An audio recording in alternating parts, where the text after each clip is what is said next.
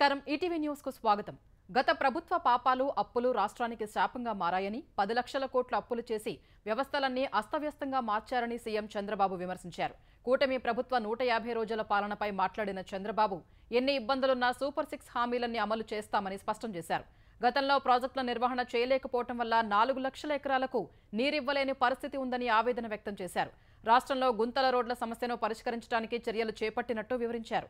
తమ ప్రథమ ప్రాధాన్యత జాబ్ ఫస్ట్ అన్న సీఎం అందుకే మొదటి సంతకం మెగా డిఎస్సీపై చేశానని తెలిపారు. గత ప్రభుత్వం శాంతి భద్రతను నిర్లక్ష్యం చేసిందని, రాజకీయ ప్రాధాన్యతతో అణగదొక్కే ప్రయత్నం చేశారని మండిపడ్డారు. డ్రగ్స్ కు వ్యతిరేకంగా రాష్ట్రంలో భారీ ర్యాలీ చేస్తామని తెలిపారు. ఆడబిడ్డల జోలికొస్తే కఠిన చర్యలు తప్పవని హెచ్చరించారు. ల్యాండ్ గ్రాబింగ్ ప్రొహిబిషన్ యాక్ట్ తెస్తామని, ఇందులో భూ ఆక్రమణదారి తనకు హక్కులు ఉన్నాయని నిరూపించుకోవాల్సి ఉంటుందన్నారు. మద్యం దుకాణాల విషయంలో కఠినంగా ఉంటామని, బెల్ట్ షాపులు పెడితే బెల్ట్ తీస్తామని హెచ్చరించారు. ఉచిత ఇసుక సరఫరా విషయంలోనూ ఎలాంటి రాజీ ఉండబోదన్నారు. నదుల అనుసంధానం కూటమి ప్రభుత్వ విధానమని చెప్పిన చంద్రబాబు అసెంబ్లీ వేదికగా విజన్ డాక్యుమెంట్ను ప్రజల ముందు ఉంచుతామని వెల్లడించారు. గుంతల రోడ్లు, అప్పులు, గంజాయి వనాలు వైసీపీ సర్కారు నుంచి కూటమి ప్రభుత్వానికి వారసత్వంగా వచ్చాయని ఉప ముఖ్యమంత్రి పవన్ కళ్యాణ్ అన్నారు. వాటితో పాటు రివర్స్ టెండరింగ్, ఇసుక దోపిడీ, నిర్వీర్యమైన పంచాయతీలు కూడా వచ్చాయన్నారు. ఇంతటి విపత్కర పరిస్థితుల నుంచి రాష్ట్రాన్ని అభివృద్ధి పథంలో నడిపిస్తున్న సమర్థ నాయకుడు ముఖ్యమంత్రి చంద్రబాబు అని పేర్కొన్నారు. కూటమి ప్రభుత్వం 150 రోజుల ప్రగతిపై శాసనసభలో ప్రసంగించిన పవన్, చంద్రబాబు సమర్థ నాయకత్వంలో ఏపీ త్వరలోనే $1 ట్రిలియన్ ఆర్థిక వ్యవస్థగా ఎదుగుతుందని విశ్వాసం వ్యక్తం చేశారు. విద్యార్థుల మధ్యాహ్న భోజన పథకానికి డొక్కా సీతమ్మ పేరు పెట్టడం అభినందనీయమన్నారు. సామాజిక మాధ్యమాల్లో అసభ్యకరమైన పోస్టులు పెట్టేవారికి గట్టి హెచ్చరికలు చేసిన సీఎంకు, హోంమంత్రికి ధన్యవాదాలు తెలిపారు. ఇసుక, బెల్ట్ దుకాణాలు, ఇతర అంశాలపై సీఎం ఆశయాల్ని నెరవేర్చేలా మంత్రులంతా పనిచేస్తామని హామీ ఇచ్చారు. మరో దశాబ్దం పాటు రాష్ట్రానికి చంద్రబాబే ముఖ్యమంత్రిగా ఉండాలని పవన్ కళ్యాణ్ ఆకాంక్షించారు. గత వైసీపీ ప్రభుత్వం 25 ఏళ్ల భవిష్యత్తు ఆదాయాన్ని వాడేసిందని ఏపీ ఆర్థిక మంత్రి పయ్యావుల కేశవ్ అన్నారు. కేబినెట్ శాసనసభ దృష్టికి తీసుకురాకుండా ప్రజాధనాన్ని దారి మళ్లించిందని విమర్శించారు. శాసనమండలిలో ప్రభుత్వ రుణాలపై సభ్యులు అడిగిన ప్రశ్నలకు సమాధానమిచ్చిన మంత్రి, కార్పొరేషన్లు పెట్టి ప్రజాధనాన్ని దారి మళ్లించడమే కాకుండా రాబోయే ప్రభుత్వాల మనుగడ తెలియకుండానే అప్పులు చేశారని చెప్పారు. ఈ దశలో అప్పులపై ఆర్థిక మంత్రి చెప్పిన వివరణపై విపక్ష నేత బొత్స సత్యనారాయణ అభ్యంతరం తెలిపారు. అప్పులపై తేల్చేందుకు హౌస్ కమిటీ వేయాలని డిమాండ్ చేశారు. ఇందుకు బదులిచ్చిన కేశవ్, వైసీపీ ప్రభుత్వ అప్పులు రాజ్యాంగ విరుద్ధమని, కేంద్ర సర్కారు కూడా తేల్చిన విషయాన్ని గుర్తు చేశారు. వైసీపీ కోరుతున్నట్టు కమిటీలతో అధ్యయనానికి ఎలాంటి అభ్యంతరం లేదన్నారు. ప్రజలతో పాటు వేములవాడ రాజన్నను కూడా కేసీఆర్ మోసం చేశారని సీఎం రేవంత్ రెడ్డి విమర్శించారు. ప్రజాపాలన, ప్రజా విజయోత్సవాల్లో భాగంగా వేములవాడ సభలో మాట్లాడిన రేవంత్ రెడ్డి కేసీఆర్ను గద్దె దించాలని సిరిసిల్ల పాదయాత్రలో నిర్ణయించుకున్నారని తెలిపారు. మిడ్ మానేరు నిర్వాసితుల సమస్యలు పరిష్కరిస్తామని, ఈ ప్రాంతంలో వాయిదా పడుతున్న సాగునీటి ప్రాజెక్టులు పూర్తి చేస్తామని హామీ ఇచ్చారు. ఈ నెల 30న మరోసారి మంత్రి ఉత్తమ్ కుమార్ రెడ్డి ఇక్కడికి వచ్చి ప్రాజెక్టులపై సమీక్షిస్తారని చెప్పారు. కరీంనగర్ ఎంపీగా పొన్నం ప్రభాకర్ను గెలిపిస్తే తెలంగాణను తీసుకువచ్చారని, బండి సంజయ్ను గెలిపిస్తే కేంద్రం నుంచి ఏం తెచ్చారని ప్రశ్నించారు. బీఆర్ఎస్ ఎంపీలు కూడా కరీంనగర్కు చేసిందేమీ లేదన్నారు. ఈ ప్రాంతంలోని నేతన్నలు, గల్ఫ్ కార్మికుల్ని ఆదుకోవడమే తమ ప్రాధాన్యమన్న రేవంత్ రెడ్డి, గల్ఫ్లో తెలంగాణ వాసులు మరణిస్తే 5 లక్షల పరిహారం ఇస్తున్నామని తెలిపారు.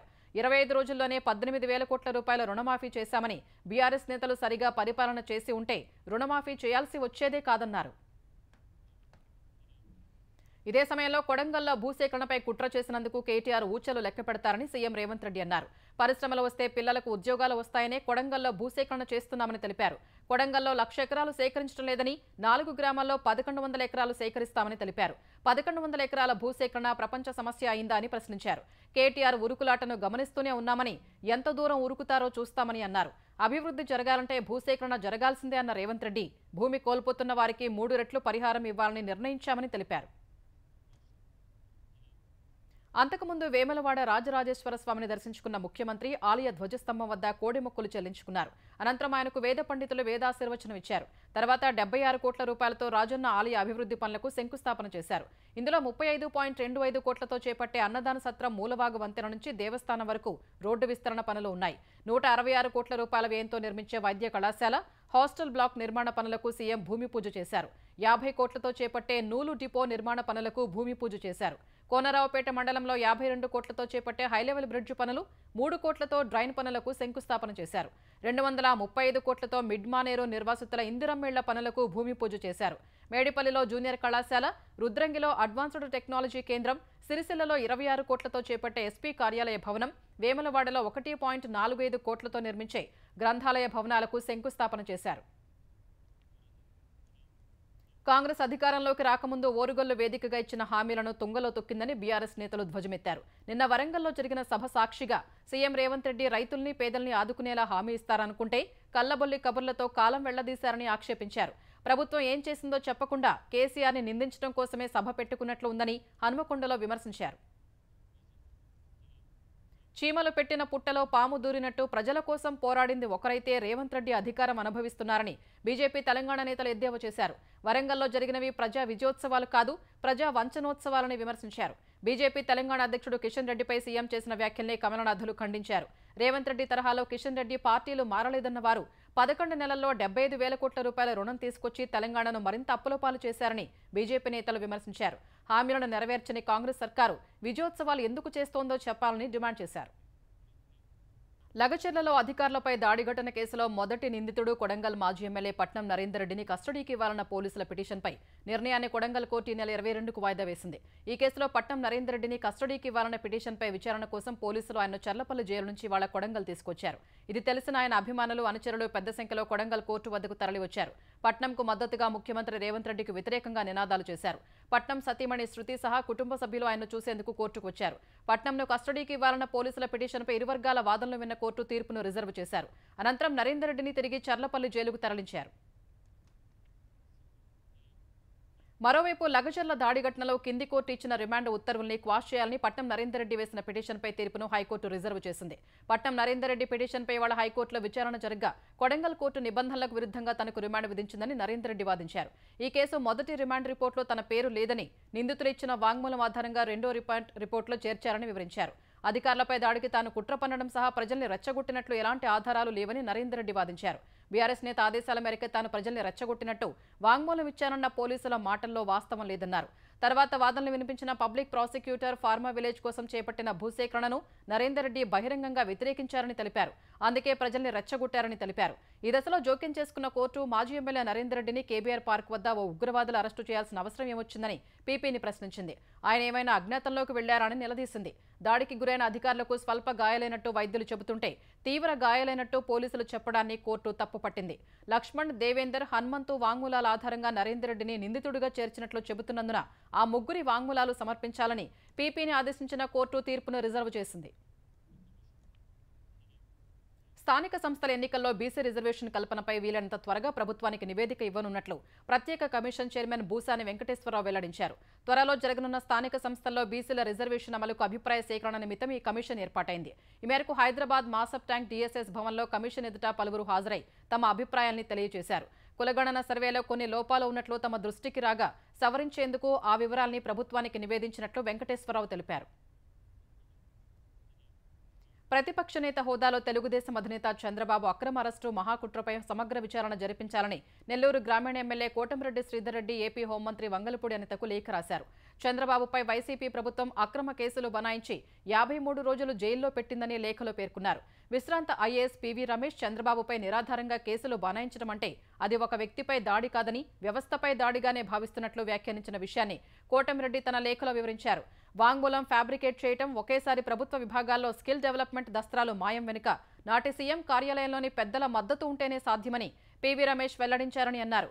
ఈ అంశంపై విచారణ చేయించాలని డీజీపీకి లేఖ రాసినట్లు రమేష్ చెప్పిన విషయాన్ని కోటంరెడ్డి తన లేఖలో పేర్కొన్నారు. విశాఖ డైరీలో అవకతవకలపై ప్రత్యేక సభా సంఘాన్ని ఏర్పాటు చేస్తున్నట్లు స్పీకర్ అయ్యన్న పాత్రుడు ప్రకటించారు. డైరీ చైర్మన్ ఆడారి కుటుంబ సభ్యుల అక్రమాల్ని కొందరు సభ్యులు సభ దృష్టికి తీసుకొచ్చారు. వాటిపై నిగ్గు తేల్చాలని వారు పట్టుబట్టగా మంత్రి అచ్చెన్నాయుడు ప్రత్యేక సభా సంఘం వేయాలని ప్రతిపాదించారు. ఇందుకు సానుకూలంగా స్పందించిన సభాపతి విశాఖ డైరీ అక్రమాలపై త్వరలోనే సభా సంఘాన్ని నియమించి రైతులకు న్యాయం చేస్తామని ప్రకటించారు. ఆంధ్రప్రదేశ్లో వాలంటీర్ల వ్యవస్థ మనుగడలోనే లేదని, ఈ పరిస్థితిలో వారికి వేతనాలు చెల్లించాలన్న ప్రశ్నే ఉత్పన్నం కాబోదని మంత్రి డోలా బాలవీరాంజనేయ స్వామి స్పష్టం చేశారు. వాలంటీర్లకు వేతనాల పెంపు హామీపై శాసనమండలిలో సభ్యులు అడిగిన ప్రశ్నకు సమాధానమిచ్చిన ఆయన వాలంటీర్లను వైసీపీ ప్రభుత్వమే రెన్యువల్ చేయలేదని గుర్తు చేశారు. వైసీపీ ప్రభుత్వ చర్యల వల్లే వాలంటీర్ల వ్యవస్థ మనుగడలో లేకుండా పోయిందన్నారు. గోదావరి పుష్కరాలను ఘనంగా నిర్వహించేందుకు ఇప్పటికే చర్యలు చేపట్టామని ఏపీ జలవనరుల శాఖ మంత్రి నిమ్మల రామానాయుడు చెప్పారు. 2027 గోదావరి పుష్కరాలు దృష్టిలో పెట్టుకుని పురపాలక శాఖ, పంచాయతీరాజ్, గ్రామీణాభివృద్ధి శాఖ నుంచి వచ్చిన ప్రతిపాదనల మేరకు ఘాట్లను జలవనరుల శాఖ నిర్మిస్తోందని ఆయన వివరించారు. ప్రతిరోజు గోదావరి హారతి నిర్వహిస్తామని శాసనసభలో అడిగిన ప్రశ్నకు జవాబుగా మంత్రి నిమ్మల చెప్పారు.